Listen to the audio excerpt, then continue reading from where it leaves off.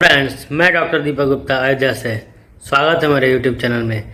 आज हम लोग बात करेंगे कि बिना जांच किए हुए कैसे मालूम करें कि प्रेगनेंसी है कि नहीं। प्रेगनेंसी रुकने पे दर्द कहाँ कहाँ होता है, कैसे होता है और क्यों होता है। प्रेगनेंसी के शुरुआती लक्षण, पीरियड मिस होने से पहले हम कैसे पता लगाएं कि प्रेगनेंसी है कि नहीं है। जैसे पिछले महीने अगर हमारा पीरियड आया हो और इस महीने हमको पता करना हो कि हम प्रेग्नेंट हैं कि नहीं, तो बिना जांच किए कैसे हम पता लगा सकते हैं कि प्रेगनेंसी है कि नहीं है। जब प्रेगनेंसी कंसीव होती है तो हमारी बॉडी में कुछ सिम्टम होती हैं, कुछ लक्षण होते हैं। बॉडी में पेन होने लगता है, दर्द होने लगता है। दर्द कहाँ होता है? ये होता है हाइपोगैस्ट्रिक रीजन में, यानी जो हमारी नाभि है, नाभि के नीचे पेड़ू में दर्द होने लगता है। इस टाइप का जब दर्द हो तो क्रैम्पिंग टाइप का दर्द होता है। अगर पीरियड मिस होने से पहले दर्द हो रहा है तो ये दर्द हो सकता है प्रेगनेंसी की वजह से ही हो सकता है। पीरियड आने से पहले, प्रेगनेंसी कंसीव होने के बाद ये जो दर्द होता है, क्रैम्पिंग दर्द होता है, वो दर्द क्यों होता है, उसका कारण क्या है? तो वो होता है इम्प्लांटेशन की वजह से। अब इम्प्लांटेशन क्या होता है? जब मेल का स्पर्म फीमेल का जो एग होता है, अंडा होता है, उसको फ्यूज करता है और जाइगोट बनता है। तो जाइगोट बनता है फाइलोपियन ट्यूब में, और फाइलोपियन ट्यूब से एम्ब्रियो यूटेरस यानी बच्चेदानी में आती है, और बच्चेदानी में आके एम्ब्रियो वहाँ पे अपने आप को रहने के लिए एडजस्ट करता है, बोरिंग करने लगता है, यानी गड्ढा टाइप का करने लगता है अपने आप को फिट रखने के लिए, मतलब स्टेबल रखने के लिए। अगर वो अटैचमेंट नहीं बनाएगा तो बच्चेदानी के रास्ते फिसल के बाहर चला जाएगा और मिसकैरेज हो जाएगा। तो मिसकैरेज ना हो इसलिए एम्ब्रियो बच्चेदानी में छोटा सा हल्का सा गड्ढा बनाता है ताकि अपना बेस बनाए रखे और टिका रहे।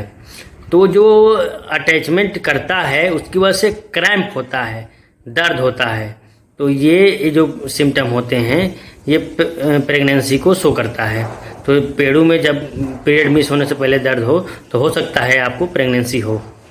जो ये पेड़ू में यानी पेट के नीचे दर्द होता है, ये हल्का दर्द होता है, क्रैम्प टाइप का, ऐंठन टाइप का होता है, और ये लॉन्ग लास्टिंग नहीं होता, ये थोड़े समय के लिए होता है और 1-2 दिन में ख़त्म भी हो जाता है।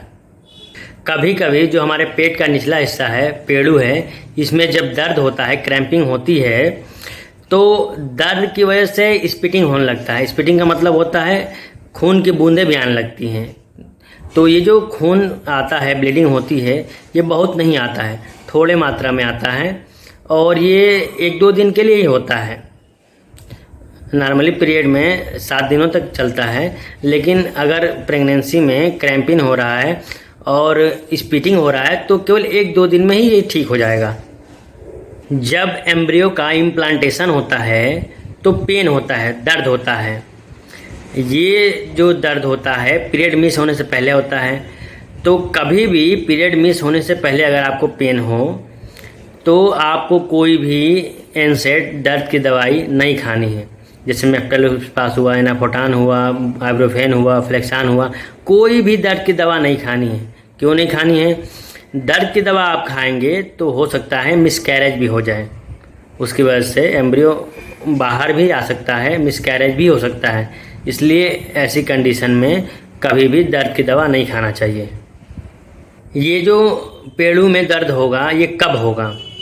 तो अगर आपकी पीरियड 28 दिनों की है तो ठीक 14वें दिन ओवुलेशन होगा, और 14वें दिन ओवुलेशन होने के बाद 72 घंटे तक वो ओवम लाइव रहता है। उसके बाद फैलोपियन ट्यूब में आता है और वहाँ पे 3 दिन तक रहता है। उसको अगर स्पर्म मिल जाता है तो 3 दिन बाद वो यूटेरस में जाता है। इतना होने में आपको लगभग 3 से 6 दिन का समय लग जाता है। अगर आपका पीरियड 28 दिन का है तो मान के चलिए आपको ये जो दर्द होगा ये 28 दिन का है तो 20 से लेके 26 दिन के बीच में कभी भी दर्द हो सकता है। अगर 28 दिन का है, अगर 30 दिन का पीरियड है आपका तो ये दर्द 22 से लेकर 28 दिन तक हो सकता है। अगर 32 दिन का है तो ये दर्द 24 से लेकर 30 दिन तक हो सकता है। बहुत महिलाओं का पीरियड 35 दिन का होता है, तब ये दर्द 27 से लेकर 33 दिन के बीच में हो सकता है। बहुत सारी महिलाएं अपना पीरियड कैलकुलेट नहीं कर पाती हैं, तो उसका नियम है, जिस दिन से आपका पीरियड आया है, चालू हुआ है, वो आपका फर्स्ट डे होता है।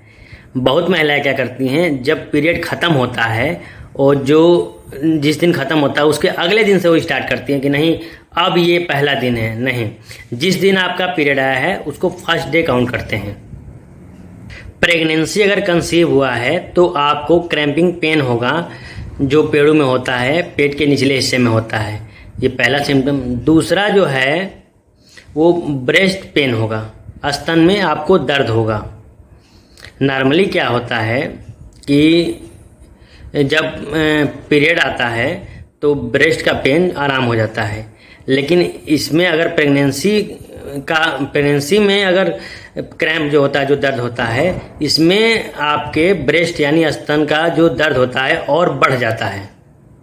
वीकनेस, कमजोरी, बहुत कमजोरी हो जाती है, चलने का मन नहीं करता है, चक्कर आता है, ये सब सिम्टम होने लगते हैं। चौथा है माइल्ड फीवर, हल्का सा बुखार भी फील होने लगता है, हो जाता है। ये होता है प्रोजेस्टेरॉन का लेवल जो होता है बॉडी में, महिलाओं में प्रेगनेंसी के बाद, कंसीव होने के बाद प्रोजेस्टेरॉन हार्मोन्स का लेवल बढ़ जाता है, इसलिए थोड़ा सा बुखार हो जाता है, पूरे बॉडी में पेन होने लगता है। नौजिया, जी घबराता है, उल्टी टाइप का मन करता है, उल्टी खूब आएगा आपको, मतलब उल्टी करने का मन करेगा लेकिन कुछ निकलेगा नहीं, पानी निकलेगा केवल। ऐसा क्यों होता है? ऐसा होता है HCG, प्रोजेस्टेरॉन हार्मोन का लेवल बढ़ जाता है, तो खूब जी घबराएगा, जी मचलेगा, हमेशा लगेगा कि अब उल्टी होगा, अब उल्टी होगा। कॉन्स्टिपेशन, प्रेगनेंसी कंसीव हो गया तो उससे पहले आपका पेट एकदम साफ रहेगा। अगर जब प्रेगनेंसी कंसीव नहीं हुआ है उससे पहले पेट आपका साफ रहेगा, लेकिन जब प्रेगनेंसी कंसीव हो जाता है तो कॉन्स्टिपेशन की दिक्कत होना शुरू हो जाती है, यानी पेट साफ नहीं होगा, टट्टी खड़ा होने लगता है। अगला जो लक्षण है जो प्रेगनेंसी कंसीव होने के बाद दिखाई देता है वो होता है मूड चेंज, यानी बिना कारण के, बिना कोई बात के रोना, चिल्लाना, गुस्सा करना, घबराना, झल्लाना, इरिटेट हो जाना, बिना कोई कारण के, जिसके पीछे कोई कारण ना हो, अचानक रो देना, छोड़ दो मुझे, और चिल्लाने लगना, गुस्सा करना, ये सब भी साइन हैं प्रेगनेंसी के। फ्रिक्वेंट यूरिनेशन, यानी बार बार पेशाब जाना। जब प्रेगनेंसी नहीं रहती है तो यूरिन नॉर्मल होता है, जैसे प्रेगनेंसी कंसीव होती है एक सिम्टम देखने को मिलता है महिलाओं में कि उनको बार बार पेशाब करने जाना पड़ता है।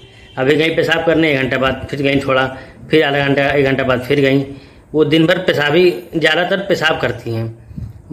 फ्रिक्वेंट यूरिनेशन होता है, तो जब ऐसा हो तो ये भी एक सिम्टम होता है कि प्रेगनेंसी कंसीव हो गया है।